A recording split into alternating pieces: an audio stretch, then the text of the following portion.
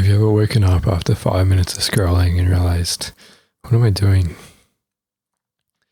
I think for many of us, social media and our phones can be quite addictive. Ex-employees from various tech giants have stepped forward and they've admitted that their technology is designed in a way that makes us addicted to it. Of course, it has its benefits, the yin and the yang. I'm not here to beat up these companies or their technology. But that doesn't take away from the fact that they can have a negative influence on our lives if we don't take control of ourselves and use our phones in a way that serves us and our ultimate goals. So what can we do? We can start to self-reflect and think about what we need and want in our life. How can our phones serve us to help us do those things? Because it is a tool after all. It's not meant to be using us as some sort of commodity. Delete some unused apps, and if it's really having a negative impact, delete those addictive social media apps too. Take a break.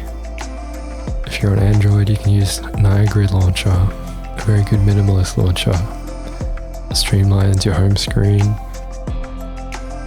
to show you only your most needed apps of your selection, while the rest is in a neat little alphabet.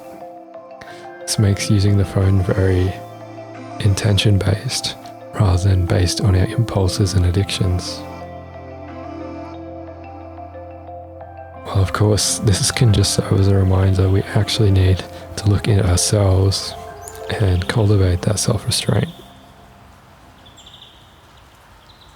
Phone manufacturers these days have things like do not disturb, silent, various notification settings. Niagara Launcher goes further into this and allows you to set certain intervals to receive notifications at certain times during the day rather than getting them throughout the entire day. But what about the content we consume? Much like the food we eat, what information we put in our brains is going to have an effect on our minds, just like food has an effect on our bodies. It's too easy to laugh at other people's misfortune or watch other harmful content. And it even seems entertaining. But is it really good for us? Just like in the British TV comedy Black Books, Manny, a stressed accountant, he seeks out some stress relief from his busy job and goes into a bookshop to find the Little Book of Calm. However, during his busy workday, he accidentally swallows the book. He goes to the hospital, and the doctors say he may die as a result, as it's lodged near his pancreas. But the next day, Manny undergoes a big transformation. The doctors can't find the book in his body. Manny becomes one with the book. His mind becomes peaceful and calm and serene.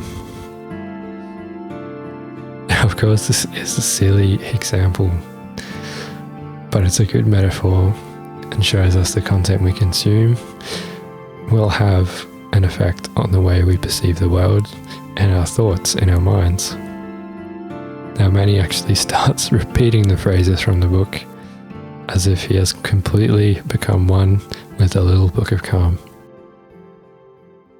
So what's the alternative to watching all this negative stuff? Now, what is negative isn't always determined by how much entertainment and enjoyment we get out of it. Violence, sexual references, hateful emotions, strong opinions, they can all have a negative effect on us. I think we can look to tradition and things like peaceful meditators, and we can find out what truly is good for our minds.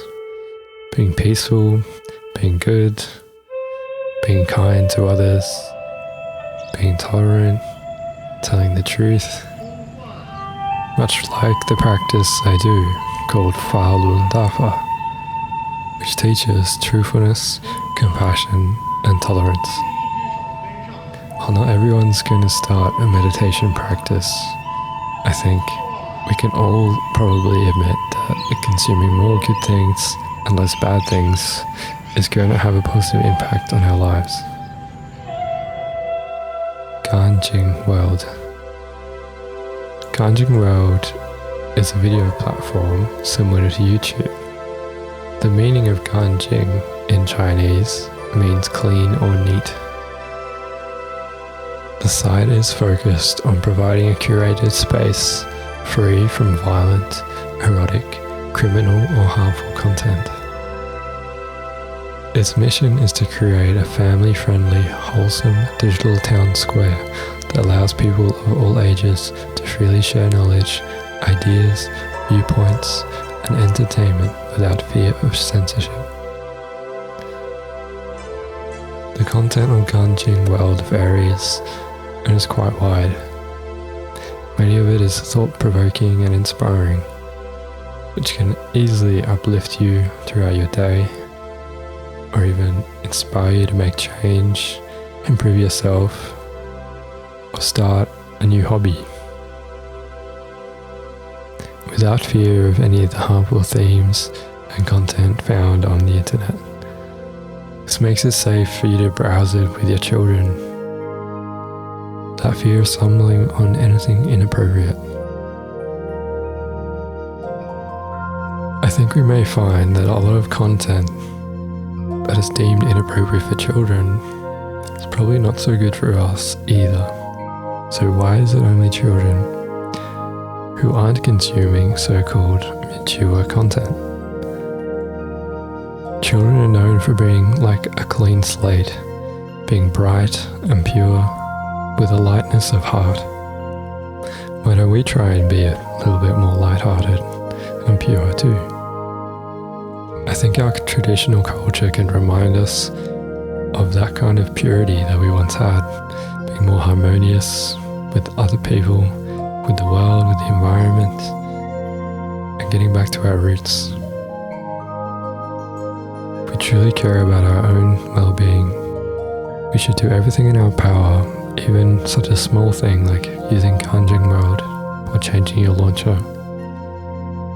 It can have an accumulative effect and help you make bigger choices out in the world, or inspire you to make changes in your life that you may not have thought of before. If you feel stuck using your phone, don't let it control you. Make a few changes and make more conscious choices about using the phone and the information you take in. Try focusing on positive self-growth or educational content. It may help you improve your worldview, become a more happy and peaceful person. Thanks for watching.